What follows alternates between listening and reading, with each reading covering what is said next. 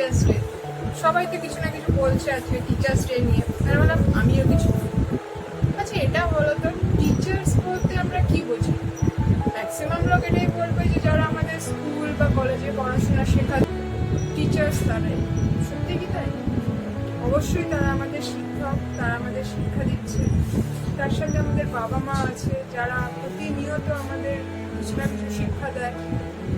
Plus আমি মনে করি প্রত্যেকটা লোক যারা লাইফে আমাদের কিছু না কিছু শেখাচ্ছে, এবং সেটা ছোট থেকে যবে থেকে আমরা জন্মেছি স্টিল এখন অব্দি প্রত্যেকদিন কিছু না কিছু আমরা একটা করে শিখছি। সেটা খারাপও হতে পারে বা সেটা ভালোও হতে পারে। এবং সেই প্রত্যেকটা লোক যারা কিছু না কিছু আমাদেরকে শেখাচ্ছে, শিক্ষা দিচ্ছে, তারা প্রত্যেকে শিক্ষক আমাদের কাছে, প্রত্যেকে টিচার। আর সব থেকে বড় শিক্ষককে বলা তো আমাদের জীবনে, সেটা হচ্ছে সময়।